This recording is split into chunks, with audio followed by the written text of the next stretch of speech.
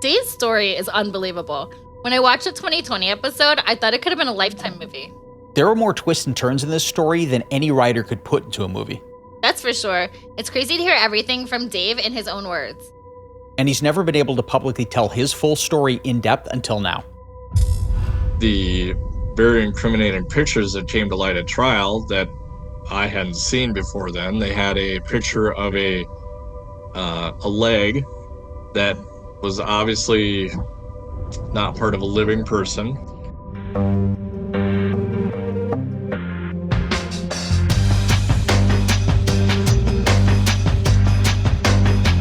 I'm Jamie Beebe. And I'm Jake Deptula. On today's episode of Strictly Stalking, we're chatting with Dave Kroupa, who thought he was being stalked for over 4 years by an ex he dated for 2 weeks. After separating from his longtime girlfriend, Dave joined a few online dating sites. He wasn't looking for anything serious when he met a woman named Shanna Golyar, who he dated for a few months. Then he met Cari Farver, and there was an immediate connection, so they started dating. After 2 weeks of dating, Dave received a text from Carrie telling him that she wanted to move in. When Dave turned her down, he received a flood of abusive text messages and a breakup message that Carrie was leaving him for good. Over the next 4 years, Dave received hateful messages and death threats from Carrie's number that would make him fear for his own life. Years after Dave was told Carrie is missing, he discovered Carrie wasn't his stalker, but it was Dave's ex impersonating Carrie to cover up a murder. Dave, thank you so much for joining us today. Sure. Dave, take us back to 2012. What was going on in your life right before you tried online dating? Back up just a little bit more to 2011, and me and the mother of my children broke up or whatever, moved to Omaha. We tried living together for a few months, and of course it didn't work out. So eventually I moved out, and then I found myself in an apartment all by myself, seeing my kids 3 nights a week and then just working. So of course you get lonely. I didn't know anybody in the Omaha area, so I hopped online. I think that was probably still the thing to do, but at that time it was certainly the thing to do, to meet people. So I signed up for an online dating site and started swiping like everybody does. Didn't have a lot of luck at first. Liz actually messaged me, and I don't remember if she was the first one I talked to. I don't think so, but early on, certainly within the first a couple, 2 or 3 people I spoke with. We went on a date, like Frying Pan Perkins, family diner type thing, and just had coffee and, I don't know, pie or something probably. And we kind of hit it off, and we were there for a long time that first night just chatting, about everything, your kids and what you do and where you've been and all that good stuff, like you do when you first meet somebody. At the end of the night, we went our separate ways, not with any, we hit it off, but not there was no kiss at the car before we left. It wasn't like that. It was just, oh, okay, nice to meet you. And we went our own separate way. I don't know if it was a week, 2 days later anyway, we went out again. We did that 3 or 4 times before she kind of was like, what's the deal? You're not going to kiss me? You're not interested? Why are we going on dates if you're, I guess she was taken aback because I was out of my element. I hadn't dated in 13 or 14 years at that point. I was a little bit rusty, you might say. So I wasn't catching signals and wasn't even sure if I wanted to at that point, to be honest. But when she made it pretty apparent, or when she slapped me across the face with "I'm attracted to you, let's do something," then, I guess it became kind of hot and heavy after that for a while. I was really upfront, though, that, I was out of a long relationship, and I'm not, trying to get into another relationship, not like that. So we can have fun, we can go out, we can do things, all that good stuff, but it's not, in my mind, it was never going to lead to more than just having a good time, and we did hang out a lot. We played a lot of video games together. We went, to concerts, to go downtown and run around through the bars and all that stuff. And that's what we did.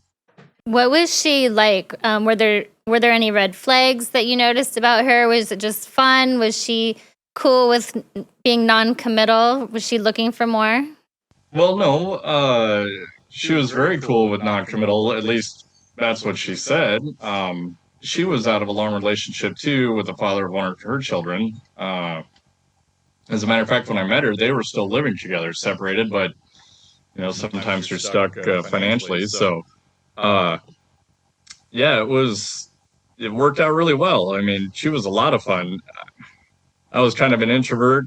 I still am, but she would drag me out of the house and I'd have a great time. We're going to go do this tonight. And I'd be like, oh, I don't want to go. And she'd make me go anyway, and we'd have a good time. So it was good for me in that regard. And I guess it was a lot of fun, but at some point, despite the conversations, multiple conversations about how I'm not looking for a relationship, and also how, yes, we're dating, but I'm also dating other people. Several times it came up where she wanted it to be more than that. She wanted it to be, at least monogamous, if not more of a commitment. And I was not on board with that. We, over the 2 or 3 years that we dated on and off, we had that conversation multiple times where she would push and I would say no. And usually that would lead to me saying, just go away then. We don't have to talk if that's how you want to be.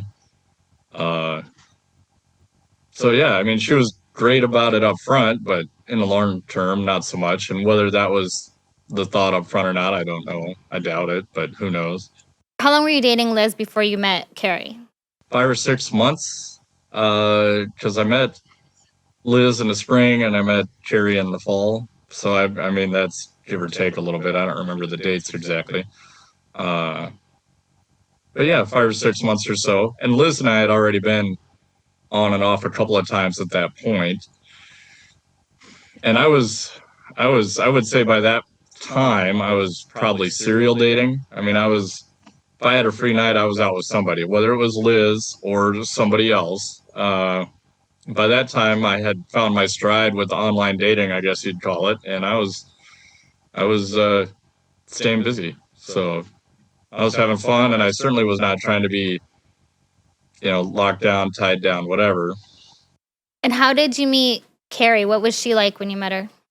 Well, I was managing an automotive repair shop, and she just wandered in as a customer one day. And, I don't want it to sound like one of them goofy movies or whatnot, but when she came in and I saw her, I was like, hey, this is a good looking woman. And she smiled. And, eventually I found out that she thought the same thing about me, but not on that day. But I was working, so, I just said, what can I do for you? I don't remember what it was she needed, but we did whatever it was to her car she needed, and on her way she went. I'm working, so I was professional. I didn't say, hey, can I have your phone number or anything at all. But a little while later, and I don't know if this is 2 days or 2 weeks later, I actually ran across her on the dating site that I was on, and I just said, hey, how you doing? I recognize you. And she pretty much said the same thing back, but that was it. We didn't talk anymore. Then again, I don't know the timeline, but she wandered into the shop again. Now this time I wouldn't say I feel like I know her, but I'm feeling more comfortable with her anyway. And she wants me to look at something on her car. Well, it's out in a parking lot, so I wander out there. This is a pretty normal occurrence. This is, happens a couple times every day.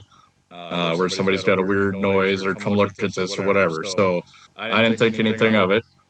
And so I went out to her truck, Ford Explorer, and she opens her driver's door. And pretty soon we're both kind of standing, with the door open, we're both kind of standing in that little area looking in the car, and we're nose to nose. And, we didn't kiss or nothing, but at that point it was kind of hard to ignore the attraction, and we both kind of said so, and we made plans to go out one time. What kind of guilty pleasures did you indulge in during the long year of 2020, Jamie? Lots of wine, horror films, and true crime documentaries. I filled my days drinking coffee, jamming out to 80s music, and Zooming with my friends. Well, we're complete opposites, aren't we? There's one other thing I spend a lot of time doing, and I have zero guilt about it. Really? What's that? I played Best Fiends endlessly. It's a match 3 puzzle game like none other, with literally thousands of levels and new content added all the time. I've been playing for a while now, and I'm a little obsessed. Okay, a lot obsessed. I've been playing that too, and I'm on level 206. What level are you on?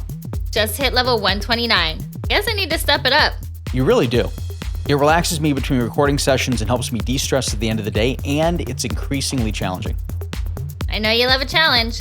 And more levels, events, and challenges get added all the time, so there's always one more level to get to. I've already told all my friends to download it. It definitely fights my boredom while staying home, and with over 100 million downloads, I'm not the only one that thinks this 5-star rated mobile puzzle game is a must-play. Download Best Fiends free today on the Apple App Store or Google Play. That's friends without the R. Best Fiends. This year, I'm refocusing on what it means to take care of myself. Me too, and it couldn't be easier than with Daily Harvest. They've been the one thing that makes me feel better about my day and about myself. I love that ice cream they sent me. It's my guilty pleasure without making me feel guilty about eating ice cream. That's right, because Daily Harvest never uses preservatives, added sugar, or artificial anything. They just launched their first plant-based milk collection starting with almond milk.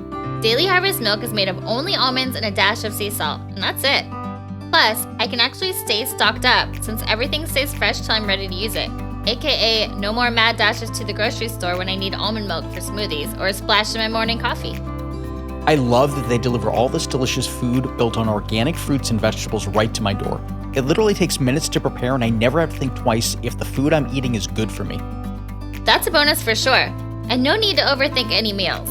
It's smoothies for breakfast, crisp flatbreads for lunch or dinner, and food that's perfect for cooler weather, like their perfectly roasted harvest bowls and soups. Daily Harvest is undeniably delicious, clean food without any of the prep. Get started today. Go to dailyharvest.com and enter promo code STALKING to get $25 off your first box.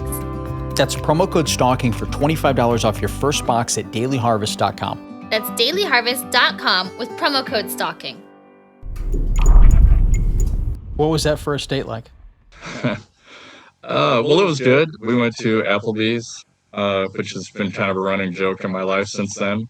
So we went to Applebee's, had dinner. It was nothing too fancy, but it was the first date. I didn't have any expectations. I really didn't know Carrie. I just knew that I was attracted to her. So while we're there and talking again about all the things you do when you meet somebody, what do you do? Where do you work? How many kids do you have? On and on and on. But while we're there, my phone is blowing up with texts, phone calls. Now I got it on silent, but you check it and you go, oh crap, I got 13 missed texts and 5 missed phone calls or whatever. So I'm like, what the hell is going on? So I kind of look and I see they're all from Liz, and it's all, I need to get in your apartment. I left something there. Where are you at? Blah, blah, blah. So I excuse myself, go to the bathroom, call her and say, I'm on a date, because this is not, I'm not being subtle. She knows that this is my night to go out and do something. So it's not, I'm not feeling bad about calling her and telling her I'm on a date with a woman. What do you need? And of course, she didn't appreciate that. And at the time, I didn't understand why. I didn't, it was really random. And that was probably the first red flag. But, people can get jealous and lose their mind a little bit. It happens to the best people. So I didn't really, it wasn't, oh my God, you're a psycho. It was just, okay, you've lost control of yourself for a minute. Anyway, so I say, whatever, come by later, tomorrow. It's not that important. I don't remember what it was she wanted. So I go back to the date with Carrie, and we're hitting it off pretty good. And I invite her back to my place. We're going to just go hang out. So we get to my apartment, and we don't even have our coats. We walk in. She's just kind of looking around at the room, and we don't even have our coats off yet because it's wintertime or cold out. And the door buzzer, because the security entrance at the apartment, just going like crazy. And my phone's blowing up. What the hell is going on? So from the text messages and obviously the door buzzer blowing up, okay, Liz is outside. So I tell Carrie, what's going on? I got another girl I'm kind of seeing and she's tripping out. So let me go talk to her. And she said, okay, whatever. It didn't faze her for a second. So I go outside my apartment and up the, shared entryway into the security door. And then I'm, at this point, I'm kind of a dick. Now you're ruining my night. So But she's tripping out hard. So I leave her at the door. I go back down. I tell Carrie what's up. She's like, it happens, whatever. Finish up what you got to do here. Give me a call. Maybe you can come out to my place. Okay, great. So I walk her out. Her and Liz pass each other. They probably have 7 seconds of contact. No words are spoken. Whether they gave each other the evil eye or not, I have no idea. But it was one out, one in. So Carrie leaves, Liz comes in, starts throwing a tantrum. All of a sudden, whatever she needed is not that important. She's just pissed that I got a woman in my apartment. But we've discussed this so many times that I'm not trying to hear it. So I get the fuck out. I don't want to hear it. Goodbye. You're done. Get whatever shit it is you need and just go away. So finally she leaves, and I call Carrie, and she lived like an hour away. So she's in the middle of driving. But she gives me her address, says come on out. So I hop in the car and take off. So an hour later, I get to her house. She lived in a little tiny town in Iowa. I think population there is something like 200 people. So knock on the door, go in the house. She's making coffee. We're hanging out. The tensions, you can cut it with a knife, the sexual tension. I mean, so we end up sitting on a couch with a coffee cup, and she just looks over at me and says, just so you know, if this goes any further, I forget the way she said it. She's not looking for a commitment. You're not my boyfriend. This is not, we're not getting married. This is just, we're adults having a good time, and that's it. And that's how I was living my life. So I'm like, all right, I'm not going to argue with you. So I stayed the night at her house, and then I went home in the morning, probably went to work. I don't even remember what day of the week it was. So yeah, we hit it off pretty quick. When was the next time you heard from Liz after that? I think it was 3 or 4 days later. She still had something at my house. And maybe I heard from her like the day or two after that, and she was like, hey, this is still at your house. Bring it over when you get a chance, drop it off, whatever. I think originally she probably wanted to come pick it up, and I was like, I don't think so. I'll bring it by. So I did. 4 or 5 days later, I took it by her house and dropped it off. So, I mean, it wasn't long. It was a couple of days, I guess, to let that tension bleed off, or maybe for her, I thought get over it because we had already talked about this, but obviously she didn't.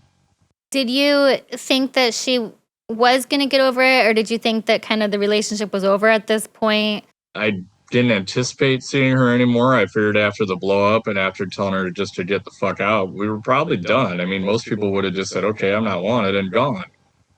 And she was gone for a minute. And then she kind of came back, which ends up being a recurring thing. I assumed that she, would go away for a little while and then decide, well, something's better than nothing, and then she'd come back around. And I always made my intentions very clear. So, I mean, if you want to hang out and have a good time and just whatever, then okay, that's fine. We can still go do stuff.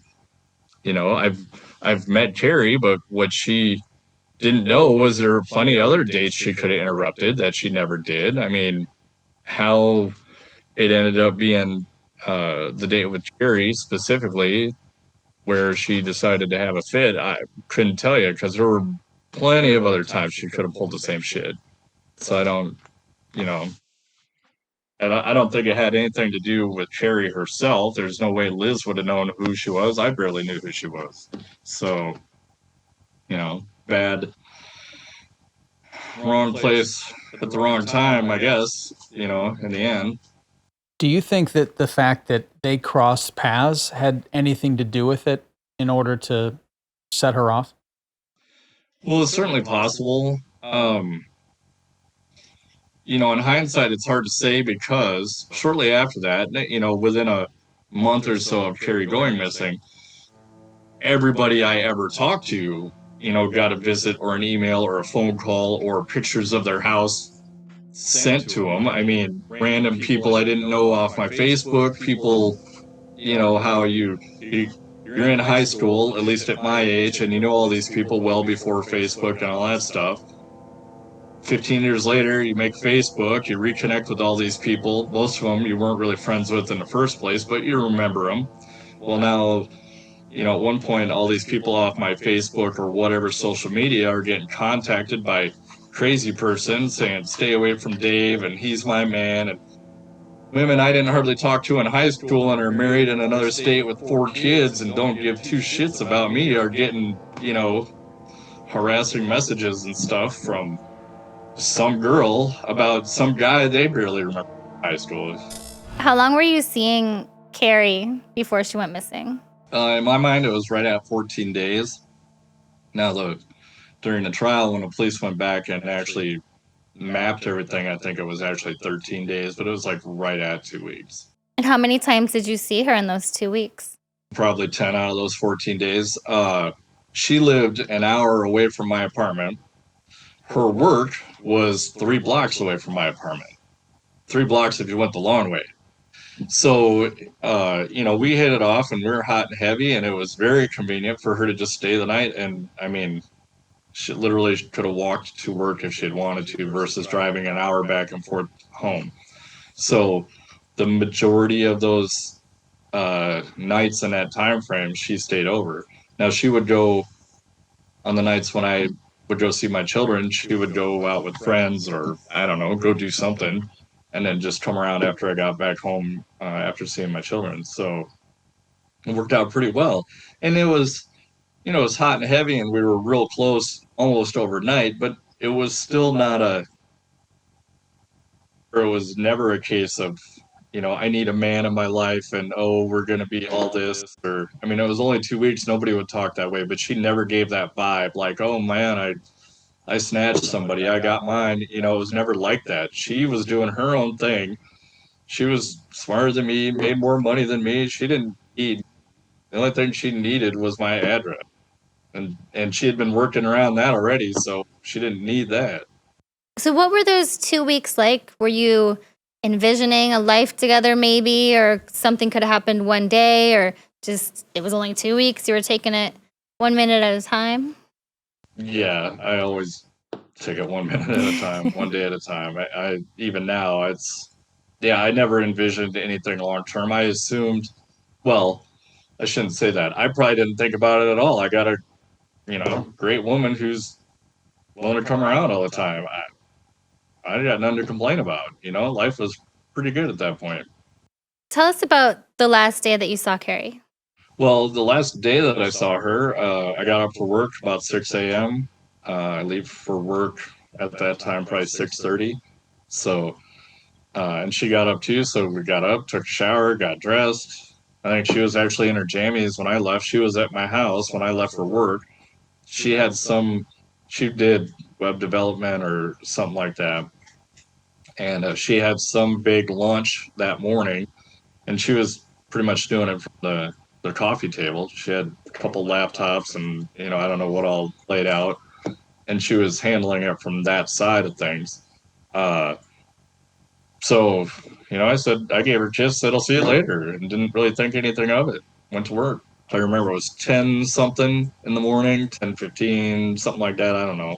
When I got a text from her, and we were crazy busy at work, like just running. I didn't have time to be having social calls with anybody for any reason. And I get a text from her, something along the lines of, hey, we should move in together. Well, the problem with that is we had already talked about that, and we had both said that's not going to happen. Probably ever, but certainly not anytime soon. She's got a house, a nice house. She doesn't need to move in with me. And my apartment certainly wasn't an upgrade to her. I mean, she had a really nice house. The only problem with it was so far away. Anyway, that was out of character, but I didn't have time to deal with it. I said, no, that's not going to happen. We've talked about this. I'm busy. Bye. As I recall, I no sooner hit send on that text message, and my phone just started blowing up. Fine, fuck you. I never want to see you again. I got another man. on and on and on, leave me alone, don't ever talk to me again. And it was just bam, bam, bam, bam, bam. And I'm really busy at work. I don't have time to deal with it, let alone process it. And all I could really say was, fine, goodbye. Whatever. I don't, fuck off. If you're gonna lose your shit, I'm thinking, okay, I dodged a bullet. That was what went through my mind. I got lucky here. It came out early, and I don't have to deal with it. I went home at lunch that day. I worked like a block from where I lived, so I went home at lunch that day, just made my apartment's locked and like everything wasn't stolen or something, and it was no big deal. I mean, I think the apartment, I don't remember if it was locked or not, but nothing was damaged or hurt or anything. As I recall, it was good to go.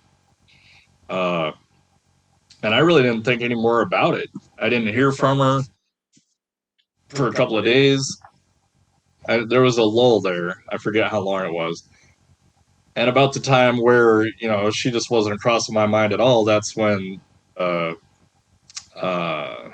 harassing texts started. You've ruined my life. I hate you. You're the worst person ever. Shit like that. And it really didn't make a lot of sense, and I didn't care. I just flat out did not care. I was getting those kinds of texts for a couple of days, and quite a few.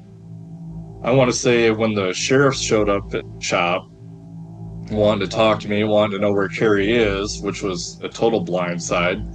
I probably have, at that time, 20 or 30 just off the wall, crazy sounding texts to show them.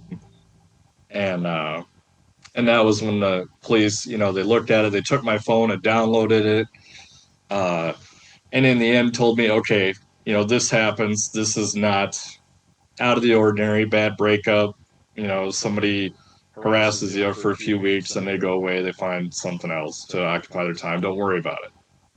Except that if you come into contact with, or if you know where she's at, if she shows up at your house, if she shows up at your work, contact us, the police, immediately so we can come out and just verify that she's okay. Whether she's harassing somebody or whatever was irrelevant. They just needed to put eyes on her and make sure, that she was all right. That whatever she was doing it of her own free will. Who else in your life knew about the harassment that you were getting? At that point, probably nobody. At that point, I didn't really think it was a thing. It didn't really matter. A couple of days worth of bullshit is whatever, I guess. If I had told anybody, it would probably been the guys I was working with. Hey, look at this crazy bitch. Look what she's sending me. And we would have had a laugh about it. At some point, shortly after she disappeared, within a week or so, Liz started coming around again, texting, whatever. And then, of course, now I'm available again. Not that I wasn't before, but I had laid off all that during the 2 weeks I was seeing Carrie. So she starts coming back around. I'm like, all right, let's go do something. Let's have a good time. As far as I'm concerned, I had a 2-week hiatus, and now it's just back to the same old like I'd been doing for months before that. So I didn't, at that time, didn't realize it was going to turn into such a mess. I was reflecting on last year, and I'm so bummed out that I didn't do anything I wanted to do in 2020. I obviously didn't go out with my friends for New Year's Eve, which is always my favorite. In fact, I was asleep way before midnight. 2021 really snuck up on me. Usually I create New Year's goals, but this year, I don't really know if we're going to spend the whole year in quarantine again or not. I hear you, Jamie. I'm honestly feeling really down about that too. We should all prioritize mental health before anything else this year. That's why I recommend Talkspace for therapy. You can sign up online and start therapy the same day. There are different plans you can text, video, or send voice messages to your licensed therapist. Wow, that's really convenient to have virtual sessions from the comfort of your home. Many of our guests say that therapy really helped them cope with being stalked. And therapy can also help our listeners with anything they're concerned about. It feels good to talk it out with a professional. Talkspace is also a fraction of the cost of in-person therapy. And instead of waiting for an appointment, you can send unlimited messages to your therapist 24/7 and they'll engage with you daily, 5 days a week. My therapist gave me practical guidance, really changed my life for the better. I'm so glad that I found Talkspace and got the support I need. And you can too. As a listener of this podcast, you'll get $100 off your first month with Talkspace. To match with a licensed therapist today, go to Talkspace.com or download the app. Make sure to use the code STALKING to get $100 off your first month and show your support for the show. That's Talkspace.com with code STALKING. When the cops showed up, did you just think kind of nothing of it? I mean, you really had no idea, right? Well, I mean, it scared the shit out of me. When the police show up at your work and want you to come outside and have a talk with them, and there's a couple, 2, 3 of them, and at that point when they're like, come outside, let's have a talk, I don't know what they're there for. And I haven't done anything. I'm like, oh my God, what, did somebody in my family die? You don't know what is going on. So then I go out there and they ask me her name, and then right away, of course, my ears perk up. I'm like, yeah, that crazy woman. Yeah, I know exactly who you're talking about. And when they came out and were first talking to me, before I really understood what was going on, of course, they're looking at you like they just caught you red-handed murdering somebody, and you're looking at them like a deer in headlights. Like, what the hell is going on? And as soon as they asked about Carrie, I'm like, yeah, we dated. Okay, I'm the last one to see her, according to Carrie's mother, which makes sense. I'm like, sure, I saw her this morning, or, this particular morning at the time. Here's the text messages from it. You see where it just went off the rails, and here's all the stuff since then. And immediately you could feel the tension with the police just relax. Like, they just emotionally, okay, we're not looking at a guy here who's done something. We're looking at a guy who's trying to avoid whatever the hell's going on. They did look in my car, make sure, there wasn't, I don't know, duct tape and whatever else you would look for. I don't know. But I feel like they ruled me out pretty early as having done something, that they would give a shit about. And so, like I say, they took the phone and downloaded it to make sure there wasn't any texts or emails that I guess would show that I wasn't telling the truth. And told me that, hey, it's not a big deal, but if you come into contact with her, if you see her physically, let us know so we can put eyes on her. And of course, I was happy to do it. At that time, it was insinuated or implied that she was on some medications for mental health and that potentially she was not taking them. And okay, that makes a lot of sense. And I get it now. Shit happens. I'm not going to hold a grudge against somebody for that. And at that time, I was just like, well, I hope they find her and they get her home and she can get her shit together and be the person she wants to be. Were you talking to Liz at all during this? Not really. No, not at that point. I mean, I think I had seen her that one time when I went to drop some stuff off at her house, but I really wasn't talking to her, no. Up until probably real shortly after the police came. I don't think it was maybe that day, the next day, and I don't remember how we got talking, except that maybe she probably texted and I probably said, oh, you'll never believe this story. And at that point, after the police have showed up, and of course all the guys in the shop are like, hey, what the hell's going on? We thought you were going to get dragged out of here. So then you just kind of tell everybody and you joke about it, and shit happens. It's a funny story to tell, when you're having a beer. And that's probably at the point where I shared it with Liz, I would guess. When was the next time that you received a text from Carrie's number? At the time when I started getting the harassing texts, and then a couple days later the police show up, it never really stopped. However, from Carrie's number, it only continued for about a week or so. And then intermixed with Carrie's number, I would get other phone text messages from other phone numbers that were obviously Carrie, because it was carrying on the same conversation that we were having, but under a different phone number. And so it kind of seamlessly transitioned away from Carrie's original phone number into, I don't know how many other phone numbers over the course of time, probably 40. But there was no doubt in my mind that this was still the same person.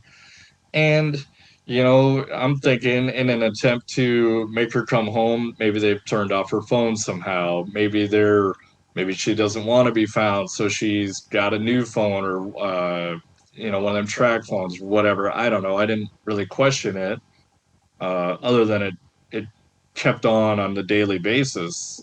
Text messages, I mean, some days 60, 70, 100 a day. It was insane. Phone calls for just like I absolutely couldn't use my phone at all for anything. It was just unusable. It would just ring and beep and ring and beep and ring and beep nonstop. Were you going to the police at all about this, or were they coming to you about her still being missing? Well, they came to me that first time, then they came again. I feel like it was 3 or 4 weeks later, and maybe in a little longer, but they obviously hadn't had any luck finding her. And they came to check back with me, I think more as have you talked to her? Have you seen her? And of course, by this time, I got hundreds and hundreds of text messages to show them. And this was before it transitioned to email. But yeah, I had, just mountains of stuff. And then, of course, they took my phone and downloaded it again. So they had copies of all that stuff. From that point on, it really never stopped. I mean, there would be some slow days where I might get 10 text messages, but for every slow day, there was a just absolutely ridiculous day that, it would just be 100 a day, or I don't even know how many. I still have mountains of emails that have never been opened, even after the police going through them all.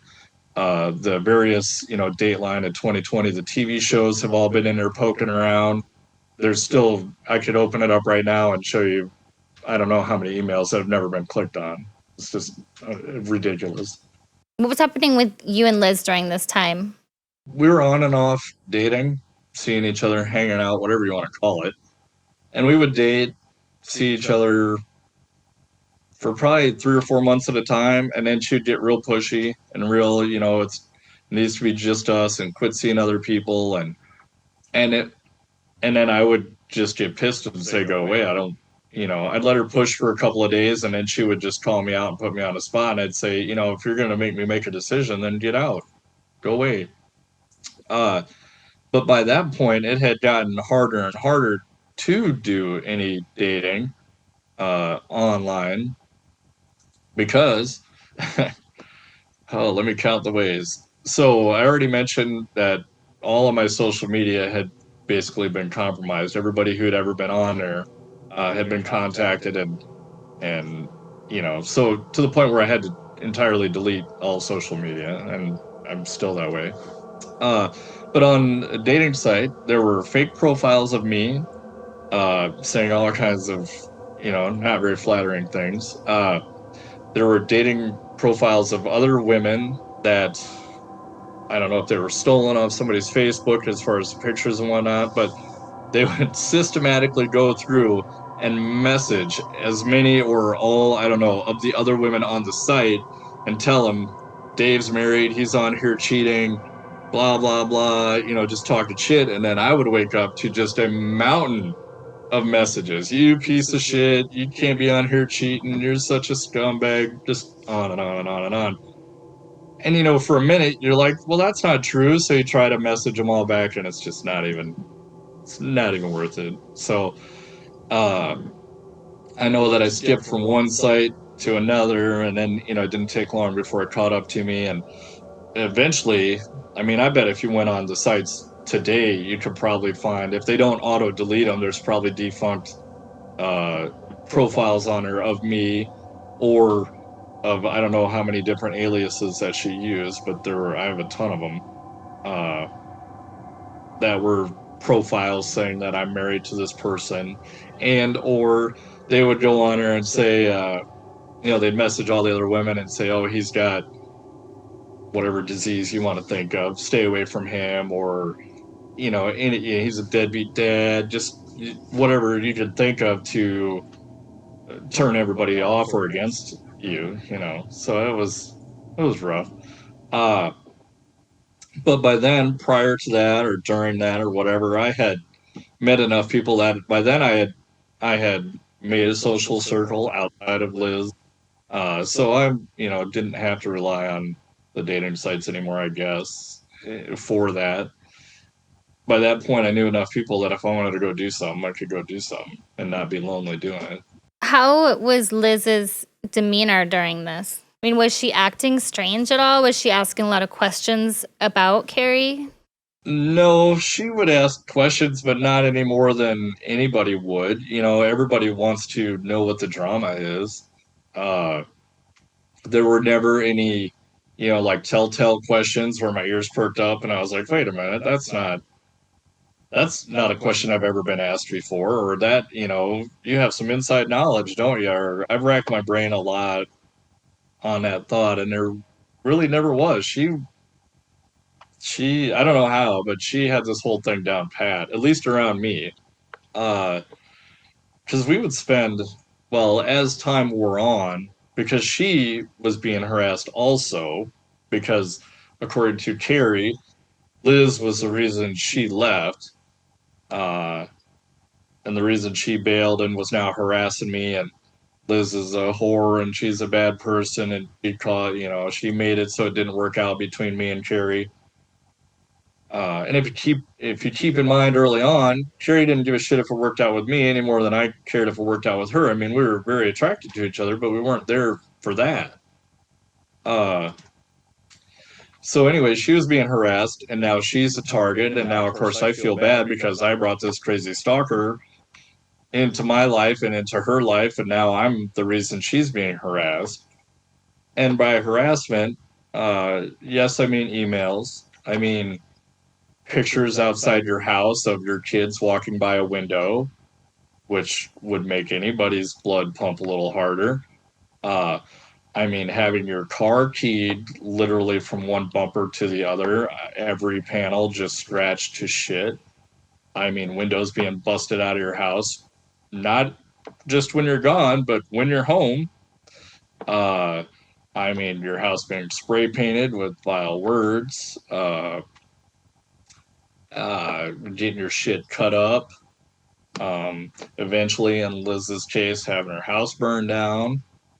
This wasn't idle shit. This was serious. This was a big deal. This was enough to make me feel pretty bad about bringing her, you know, make bringing Liz into that.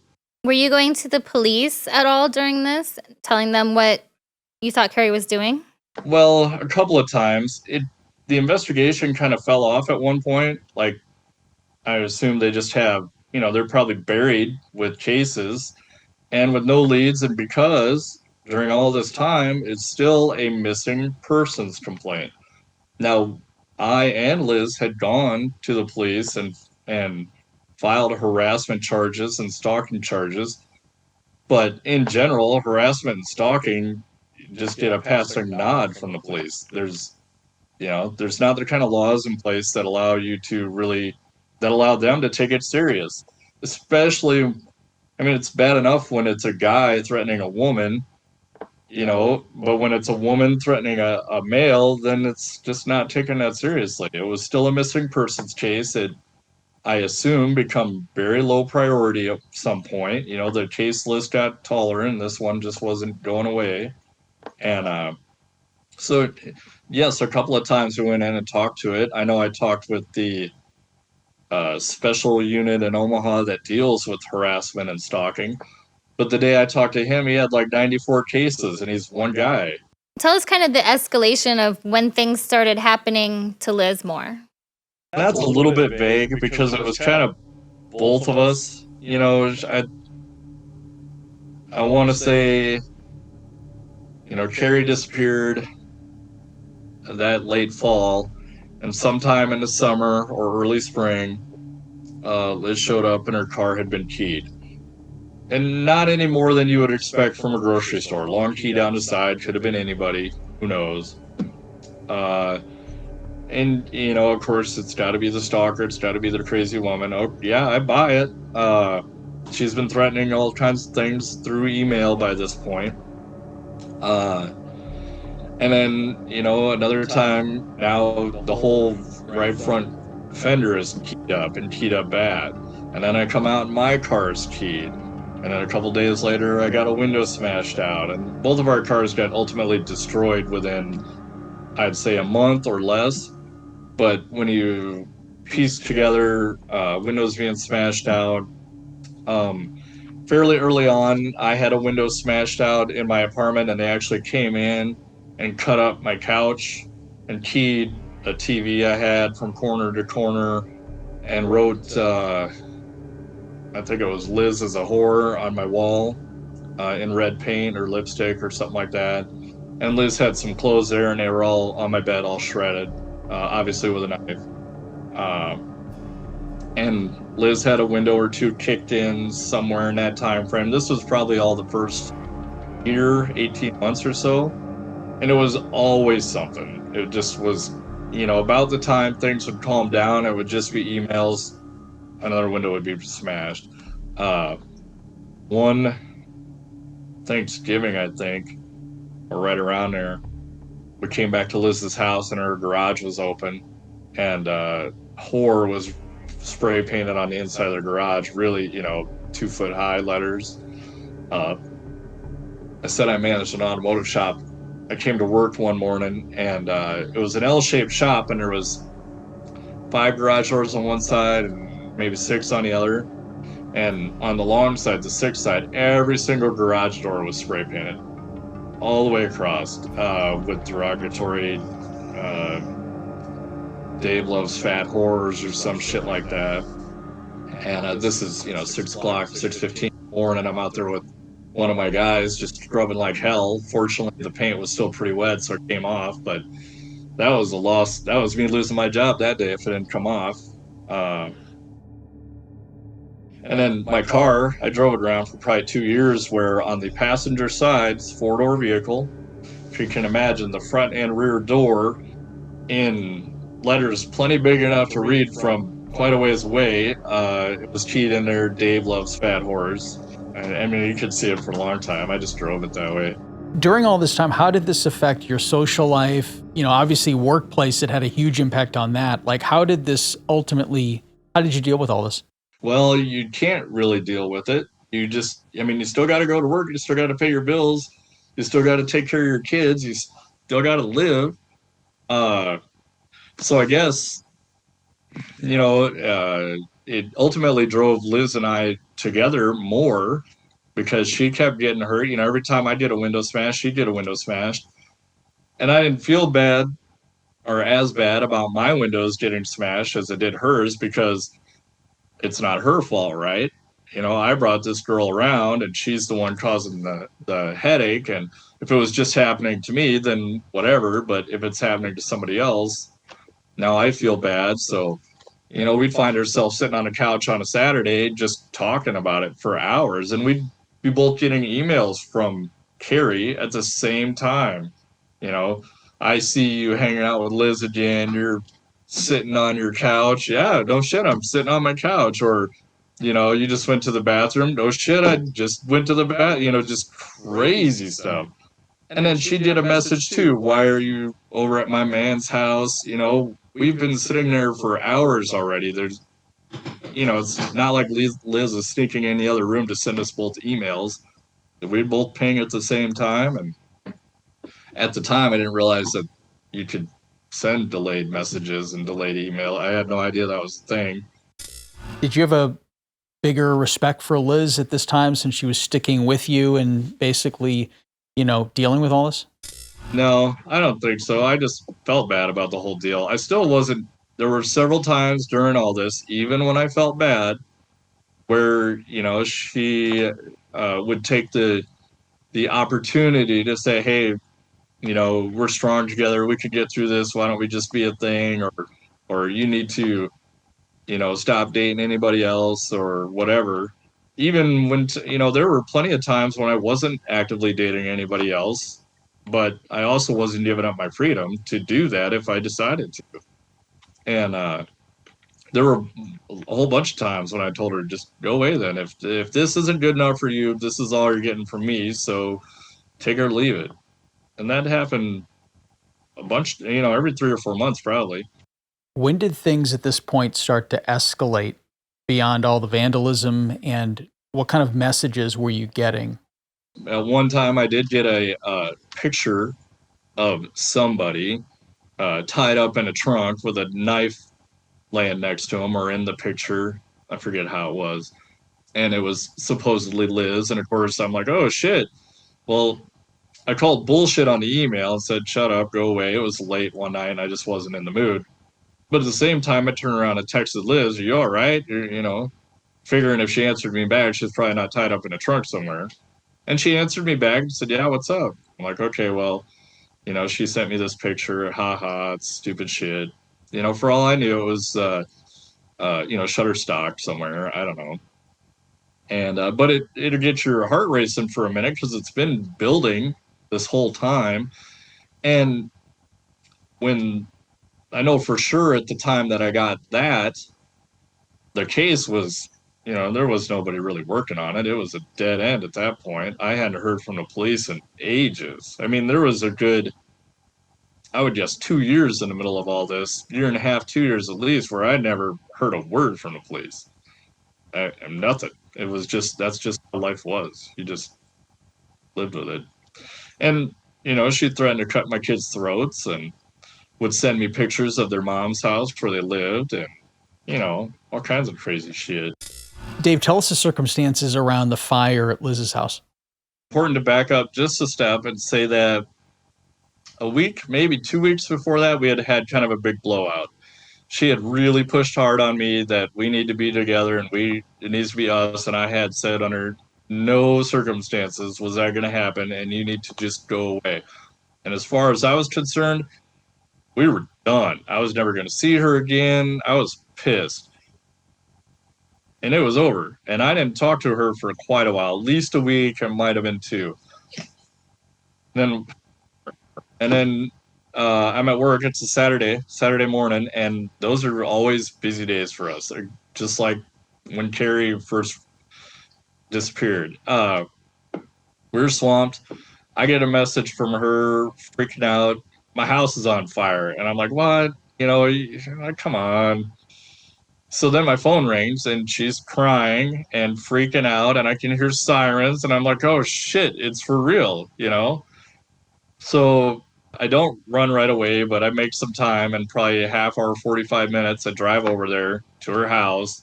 And sure enough, there's fire trucks all up and down the block and there's firemen coming out of the house and there's smoke rolling out of the house. And when you say her house burned down, it didn't burn down, but the smoke damage totaled it.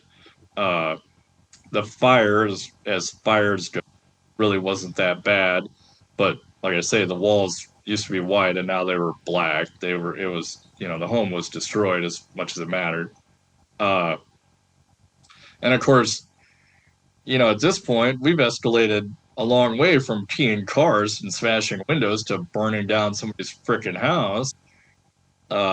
Fortunately, nobody was home. Other than some animals, a dog, a cat, and a snake, I think, all perished from smoke inhalation. But it was traumatic. I mean, you know, I'm standing in the street with all these firemen, and she's crying and hanging on my shoulder, and I'm feeling like the biggest piece of shit in the world because, you know, here she lost her house. It's, you know, it's so hard with hindsight. Now I know that she was about to get evicted from that house. Now I know they found a burn barrel in the backyard and the grass and trees had never been cut. So they had to look before they found the burn barrel and eventually came to me with questions of, do you think somebody could have been burned in it? And there was never any evidence to that. But of course it looks, you know, weird at the time. You know, there's a lot of things, you know, now that I had no idea at the time other than she lost her house and, oh my God, where's she going to live? And she's got kids and, you know, what the fuck? And I forget if I had just moved or if I was just getting ready to move, but she was moving somewhere, obviously.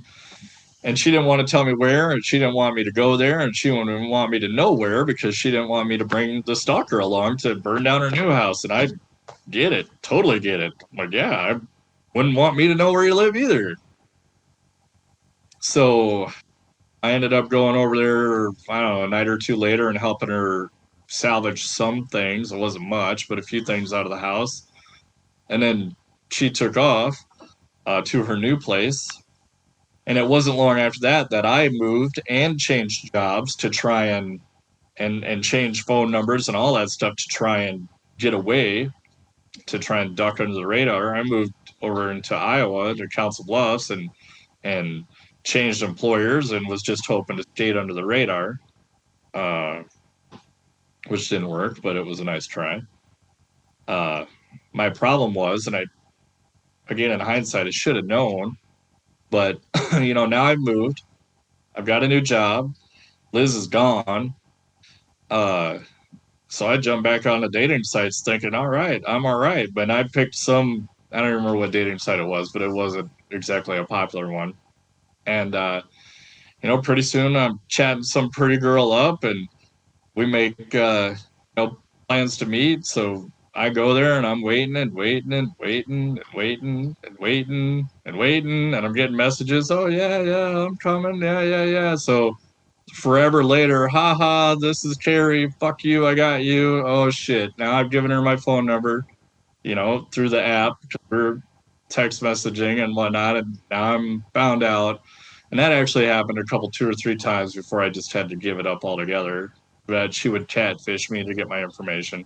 So she was apparently on every website known to man looking for me, or had some app that could crawl and find my name. I don't know, but she always found me.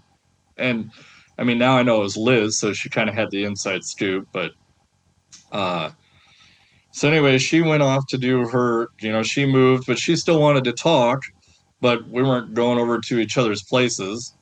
Uh, but eventually she came over to the house and was getting cozy again. And the email harassment never really changed. During this time, it had many different names, many different pictures. But the tail, I guess, or the regularness of the emails was the same. This is a random one. Oh, here's one I've never opened. Dave will always hate you, whore Liz. He will never choose you, whore Liz. Another one I've never opened. That Dave is going to be hanging out with her tonight, and if he isn't with her, he will be here, so don't bother contacting him, whore Liz. Dave wants to be here with me, Carrie. He is always asking to hang out, and he hated you, whore Liz, and still hates you, whore Liz. So at this point, it's very much towards Liz, and these emails are addressed to me and Liz. Dave hates you, whore Liz. He wants you gone. No one likes you, whore Liz. I will always know what you're doing and who you're with from your kid's mom. She talks to me every day. Dave is laying here next to me. He says he will never be with you, whore Liz. That was 8/4 of 2015. But that gives you kind of a taste of the shit I was getting towards the end. Now, there was a lot of threatening emails along the way, too. Like I said, I'll slit your kids' throats. I'm going to kill Liz. During this time, were the police still questioning you about Carrie being missing, potentially? No, there was a huge window where I never saw or heard from the police whatsoever. Did Carrie's mom ever reach out to you? No, never spoke with Carrie's mother. I've heard from her through people, but I've never spoken to her. And if I was her, I wouldn't want to speak to me, so I just figured I'll leave it at that.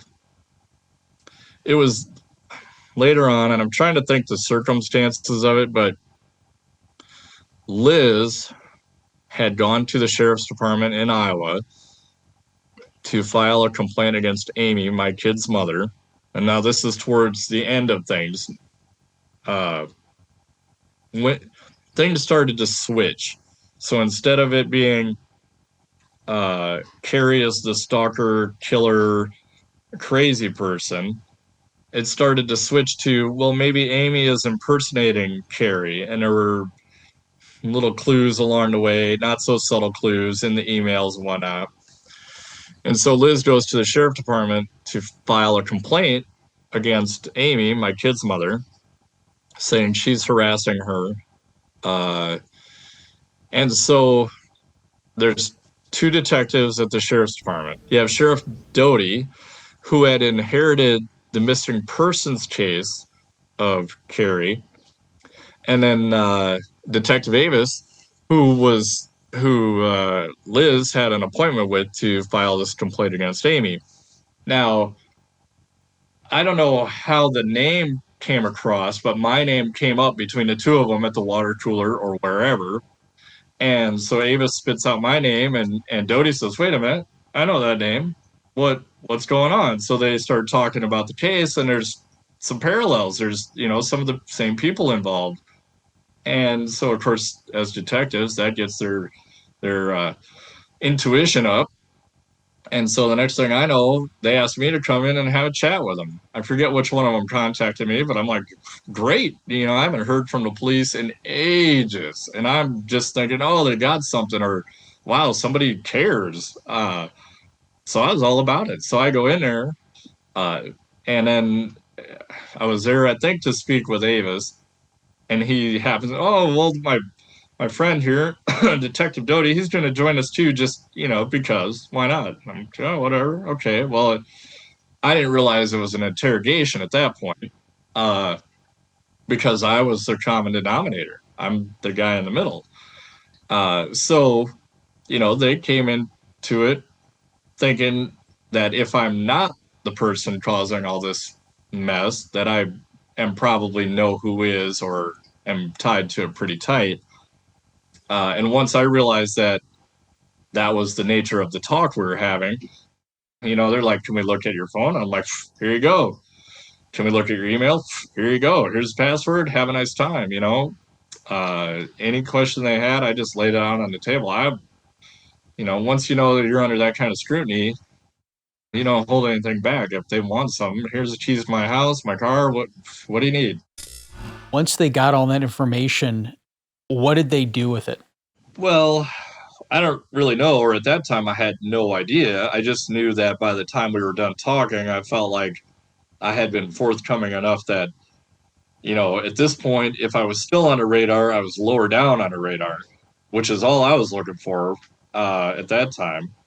So, at that point, they start talking and going over their cases, and they decide to pursue it in two different directions. Officer Doty was going to go after their case as if Carrie was rogue and she was the stalker and she is, guilty of a bunch of crimes. And so he was going to pursue it that route.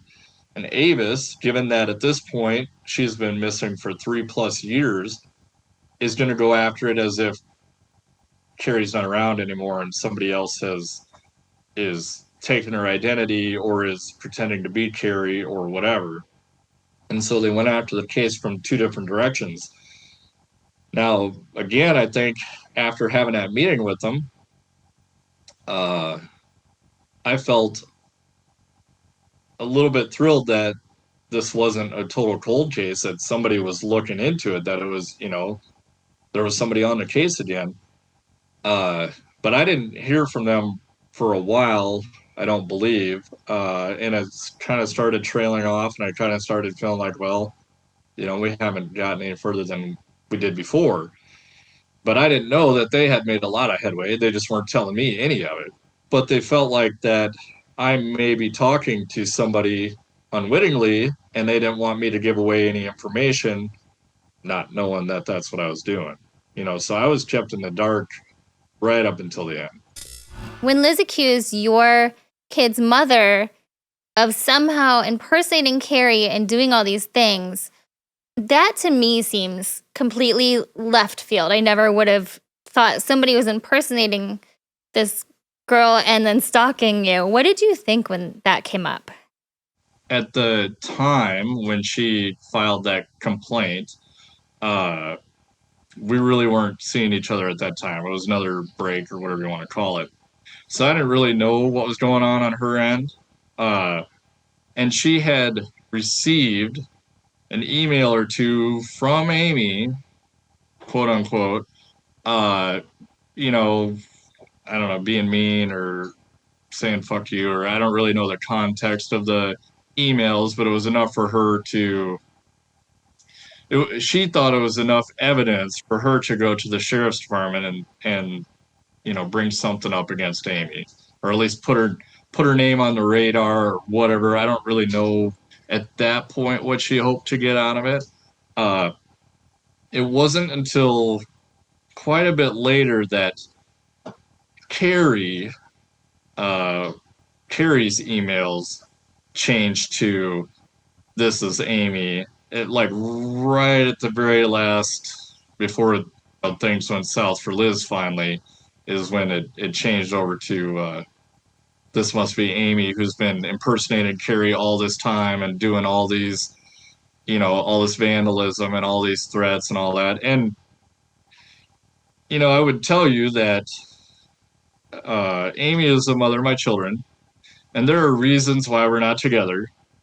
And you know how it is with an ex. You can always think of lots of bad things to say, but Amy is not that kind of a person. She's not threatening. She's not physical. She's certainly doesn't have the patience to carry on this sort of thing for this amount of time. And on top of that, who has the time in the day to send 100 emails or 100 text messages and for days and days and days and days? Most of us got to work for a living, as well as raise kids or whatever else you're doing. So for me, when I learned about that, it was impossible to believe that at all. It just wasn't a thing. Did the police rule that out once Liz made that claim? Well, what they did was they planted a seed. Uh, they were using her as bait, I guess is what I would say. At one point, they did come to me and say, "Look, we know Liz is the person." This was probably 6 months before she was arrested. They came to me and said to my face, "Liz did something. We don't know exactly what, but this is what we assume happened. Since Carrie's not been around all this time, we know Liz is in the middle of this if she didn't specifically do it." At that point, they were gathering evidence, but they had enough in their mind to say that Liz is the problem, but not enough to give it to a judge and say Liz is the problem. So they came to me and said, "You need to be careful and you need to watch out for your kids because we feel like she's right on the verge of being totally unhinged." And I was getting ready to move, and they're like, "What you should do? You should move in with your ex and be the protector." And that's my kid, so fuck yeah, I moved in, and I lived with Amy for about 6 months. And what I didn't know was the police wanted us all in the same place. They had put a tracker of some sort on Liz's car and were monitoring her movements. And Liz was coming around the apartment complex lots of times every day. I mean, we didn't know it, but she was surveilling or stalking or whatever you want to call it. She was there all the time. And the cops felt like that was, a bad situation. Can they respond to if something happens? Sure, but can they stop something? Probably not. They're not going to be there in time to stop whatever's going on. And again, I didn't know they were surveilling her like that. I didn't know that that's why they told me to move in with Amy, was because they knew that Liz was over there all the time driving through the apartment complex. Yeah, and they used it as bait. They wanted her to get mad and do something stupid so they could catch her. Which, some people might be pissed about. In the end, I was just happy it worked and it was over with. There's certainly a lot of room for error there. Something bad could have happened, and I would feel a lot more differently about the situation. When they did start closing in on Liz, what happened? I had actually moved out of Amy's because it kind of tapered off a little bit. The emails were still coming, but we're down to one or two a day, or sometimes none. I mean, it was a godsend. I couldn't believe it. So it had tapered off considerably. And during this window is when Liz started pointing the finger at Amy. And I didn't really know much about that until all of a sudden I started getting an email here and there from Carrie that didn't say it was Amy, but implied, or Liz would forward me emails that she got from Carrie that said, "This is Amy." One Sunday night, I go see my kids. We do our thing, whatever. I come home, I don't know, by 8 o'clock. And in my bedroom, this apartment I'm in is, I don't know what the place used to be, but it wasn't always apartments. It was like old Victorian, hardwood, everything, big arches and stuff. And the closet in my bedroom was probably 3.5 feet deep.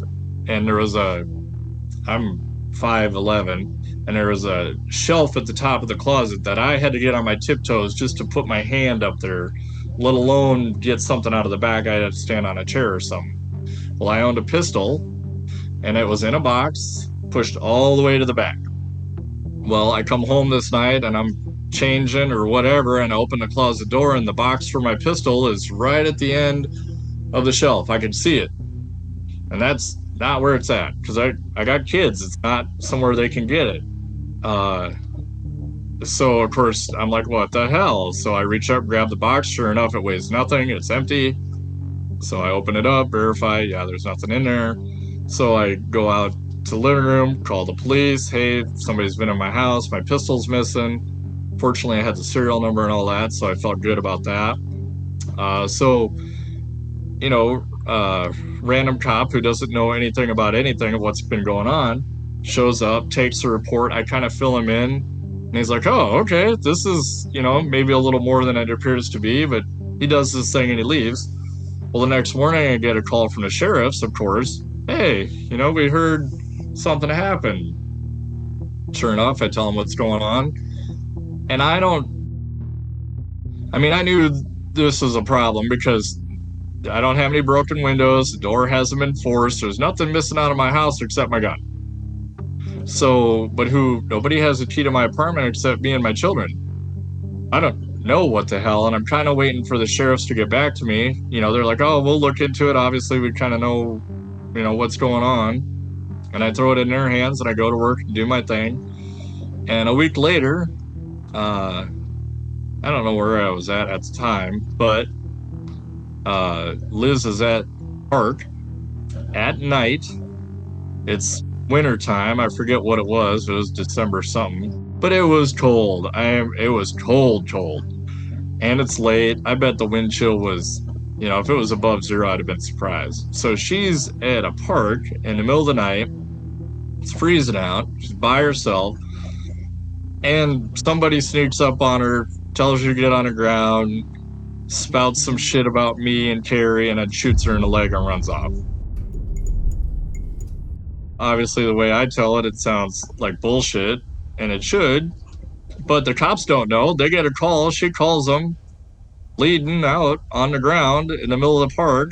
Now, this park is quite literally across the street from the sheriff's department where the detectives work, that Doty and Avis. So there's a pretty quick response. So, and it's a shooting in small town Iowa. Of course, every cop forever comes out, and they got helicopters in the air looking for the shooter. And, it's a big to-do. It's on the nightly news. It's a big thing. And then, of course, she's in the hospital after that. And I find out after the fact, Amy's apartment is only, at the time, was maybe 3 or 4 blocks away from that location also. She fingers Amy at the scene, says it was Amy that did it. Well, of course, the cops mount up and head over to Amy's house and all but kick the door in. And she's there. My children are not there at the time, but she has another child who had, I don't know how old he was. He would have been very small. 1, 2 maybe, or less. I don't know. And like I say, they all but kicked the door in. And of course, they got guns drawn and she's tripping out. Well, one of the officers on the way in to the apartment feels the hood of her car, and it's cold. It hasn't been driven, not 10 minutes ago when she shot somebody at the park, not even in the last few hours. So after the police secure the place, the detectives come in, and she's, of course, freaking out, but she's in her pajamas sitting on a couch with her 1-year-old or whatever. And the first words out of his mouth are something along the lines of, you don't look like you just shot somebody. And, of course, they kind of rule that out pretty quick. They don't tell anybody, but they did rule it out pretty quick. Again, they kept everybody in the dark up till the end. So anyway, I get the call from Amy, I think it was, telling me, hey, the cops just kicked my door in. Somebody shot Liz. Oh my God, you're a piece of shit. Why, blaming me for all the drama, as she should. I'm tripping out. This is a big deal. Somebody got shot. I want her to tell me that Amy shot her. So a day or two later, I go to the hospital to see her and asked her, who shot you? And she talks and talks and talks and never says anything. And I think I was probably there half hour, 40 minutes or so, but I didn't get who shot me. She didn't tell me who shot her. She just beat around it. Oh, it's so good to see you, and blah, blah, blah. And here, you want to see my bullet hole, and yeah, okay, goodbye. I'm out. I don't want to hear it anymore. And I don't think I saw her after that at all until trial. I don't think I saw her again. But it was real shortly after that whole fiasco that they finally arrested her. When did you realize that Carrie was dead? I would tell you that never really did sink in. The Detective Doty pretty much told me when they came and told me to move in with Amy, they said, we believe Carrie is dead. We believe Liz did it. Now, we don't know how, and we don't have the evidence to prove it, but this is what we believe. And I took their word for it. That's their job. That's what they do. When he came and told me that they believed that and to move in with Amy, they also at the same time said, don't tell anybody. Don't tell Amy. Don't tell anyone. Because they still had, I believe, a little bit of question about Amy's involvement, if there was any, and they didn't want me passing on any information. Whether Amy was involved or whether Amy was talking to somebody that was involved and accidentally passing information on, they were trying to keep it very tight as far as who knew what. As a matter of fact, over the course of that, there was several times when they said, look, don't, we're going to tell you this. We're going to take you into our confidence on little details, but you cannot pass it on, which is fine. I don't have a problem keeping my mouth shut. But of course, they didn't tell me the whole story. So it was always, always wondering when the other shoe was going to drop. The emails never stopped. I mean, they kind of slowed down, and there were even some days where I didn't get any, but there would also still be days where I'd get a whole bunch. And, but it, after 4.5 years of this, that's just life. You don't even think about it. It's, it's like getting up and making coffee in the morning. You're going to do it. It's just part of the day. So at some point, the emails really start pushing the Amy is the culprit scenario. Well, and Liz is back at the sheriff's department complaining about it and pointing the finger at Amy. Well, they say, look, we need, something definitive. We need evidence. Just beating around the bush doesn't do it. Stalking you and sending you nasty emails doesn't give us grounds to arrest somebody, and certainly doesn't give us grounds to pursue anything worse than that, worse than stalking. And, they basically told Liz, we need a confession, so try to talk to her, see if you can get a confession. Well, whenever they planted that seed, the next day, they pretty much had an email with a confession. This time, as I recall, it was from Amy, detailing details about what happened to Carrie, details that you wouldn't know unless you were intimately involved in the case. I certainly had no knowledge of things that happened. Now, based on that information, if we back up a long, long ways to the very start of this, a month or two into Carrie being missing, I find her Explorer in the parking lot by my apartment, buried in snow. Now, every other car's been cleaned off because the snowstorm was a couple days ago, but this vehicle stands out because it's got, 10 inches of snow on it. And I take a closer look because I just got an email or text message hinting that they were very close and they were watching me right now. So I'm running around in my car looking for somebody, a car, a person, whatever. And I see her truck, and I don't realize it's hers until I take a real close look at it. But once I see the license plate, and I forget, I think one of the sheriffs had sent me her license plate number and kind of said, here it is, be on the lookout for it or something like that. Anyway, it got the sirens going into my head, so I called the sheriff at the time and said, I think I found her truck. If you can get her truck, she can't move. It limits her mobility. We can find her, whatever. Sure enough, they come and that's her truck and they seize it, tow it away, whatever. Give it back to Carrie's mother, I think, at the time. Now, remember, this is a missing persons case. They got the vehicle, whatever. I don't know what I assume they gave it back to Carrie's mom. Anyway, fast forward way, way, way down the road, 4.5 years or whatever, to this email that very specifically says that Carrie was stabbed in the passenger seat of the vehicle. Well, of course, the cops go, oh shit. So they start looking for this Explorer. Carrie's mom's already sold it off. It's been a long time. Nobody's driving it. Well, they do find the vehicle. And, a lot of people have asked, well, how come they didn't find all this evidence before? Well, they got the vehicle. They weren't looking for evidence of a crime. At this point, it was just a vehicle parked in the wrong spot, and they return it to the owner.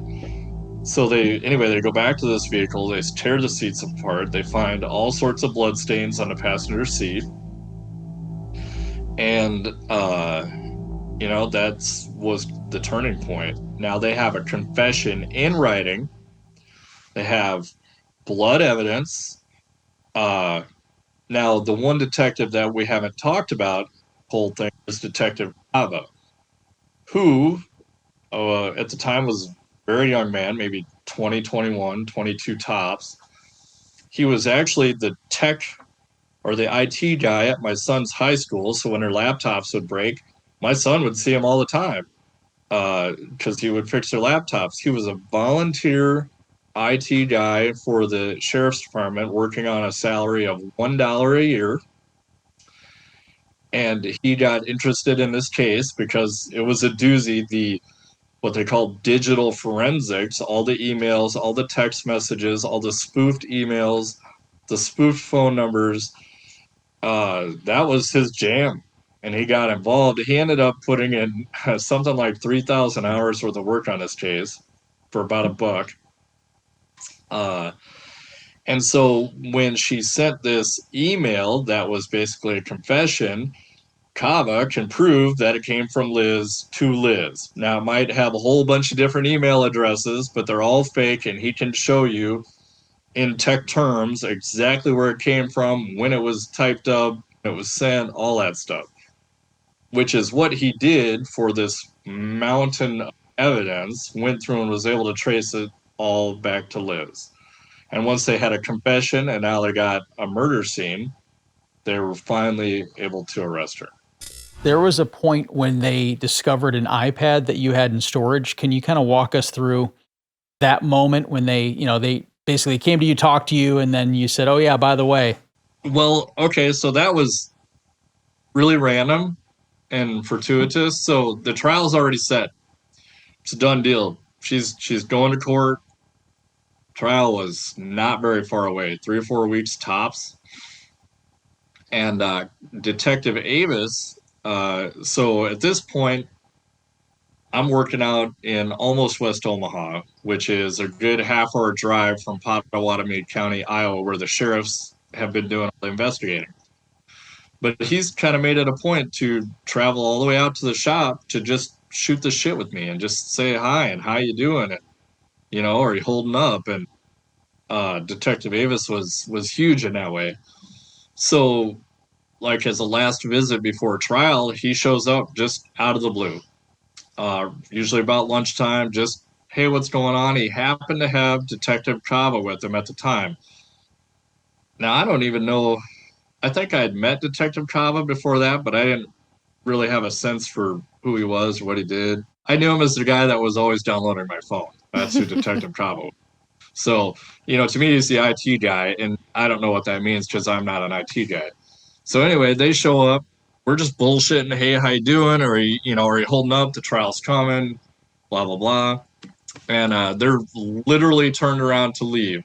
walking out the shop, and Kava turns around and says, "Hey, just to be thorough, is there any other electronics that have been around during this 5-year period that might have, that it's even remotely possible might have information on it?" And I'm like, "No, you've already downloaded my phones, you've looked at whatever computers. I mean, there's just nothing else." And then I did remember that I had a tablet way back early on when Liz and I were seeing each other. We would sit on the couch and play uh, stupid app games, just, watching football and bullshitting and playing dumb app games. Anyway, I bought a really cheap tablet way back when, and sometime it fell off. I threw it in a box, whatever. And I was like, well, there's a tablet that was around, but all it ever had on it was a couple of, free app games, just garbage.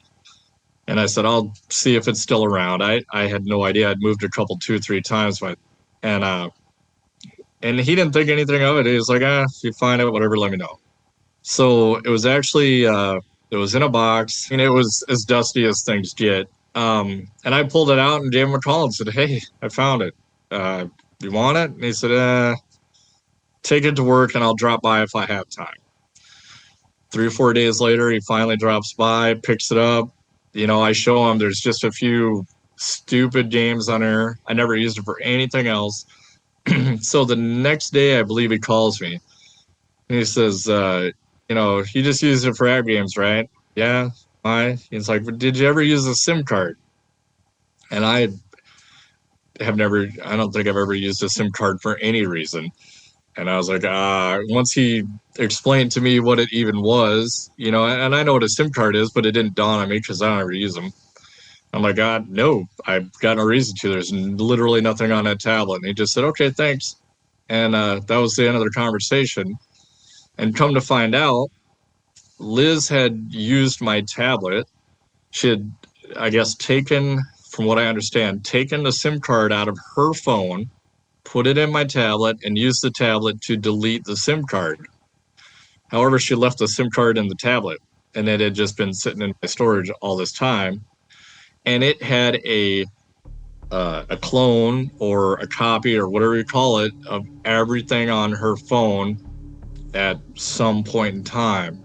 Now, this included, I presume, a lot of text messaging, a lot of emails, and of course, the very incriminating pictures that came to light at trial that I hadn't seen before then. They had a picture of a leg that was obviously not part of a living person, and it had a very specific tattoo on it.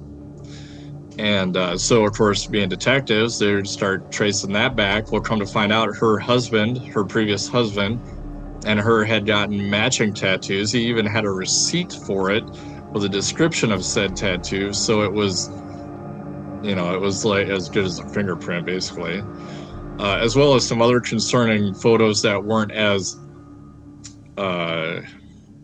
sick, I guess, but definitely, got your mind thinking. There was one particular photo that I saw one time that was like a clearing in some woods, and it was from a little ways away, but there was a carpet rolled up, and you couldn't really see if there was something in the carpet, but the way it was, there was something in the carpet. It was just there are hard pictures to look at. So, but that all came to light. Like, the trial was already going on. They were already building their case. They were doing everything they do to get ready for a trial. And then voila, the SIM card pops up and it ends up being, 50% or more of the evidence that they brought. And it was, it was just they didn't need it at the time, but that was the slam dunk. I mean, this story is nuts. Were you relieved? Were you shocked? Were you astonished? I mean, what was your first feeling when she was finally legitimately in handcuffs? Well, the sheriffs actually called me when it happened because I didn't know what was going on. I didn't know that she had already been in interrogation twice with homicide. Prior to that, within that month, I think, I didn't know any of that had happened. And when they finally called and told me that, I think I was at work again. course. I'm always at work. Uh, it didn't sink in right away. Like, it had been going on for so long and it had become such a part of life that it didn't even really, it didn't register for a long time. I would say for a long, long time. Matter of fact, I don't think the idea of the situation being over, I don't think it even sunk in, when I heard her pronounced guilty. It still was just like so surreal. I mean, you know, if I read this book, I wouldn't believe it. Yeah, it's astonishing just to hear. I can't imagine living through it. And come to find out, I've talked about all the like fake profiles and fake emails and fake phone numbers and fake everything forever. But I wasn't the only one. I didn't know that this whole time she had been catfishing Carrie's mother, Carrie's son, other family members. What was going to trial like for you? I mean, that's kind of a whole different world for most people. Well, I was really nervous. I mean, because this is as formal as things get, and that I'm not a formal guy. Uh, so I tried to dress all right, and I tried to, put on a professional air about myself. And then they sat me down and asked me to read really crazy emails in front of a judge and a whole courtroom full of people and Carrie's mom. And when I tried to, not cuss in front of the judge and not say fucking whore and slut and cunt and all these other words, the judge stopped me and said, "You have to read it verbatim." Now, reading that out loud in front of a courtroom is a little bit daunting. I mean, it's not.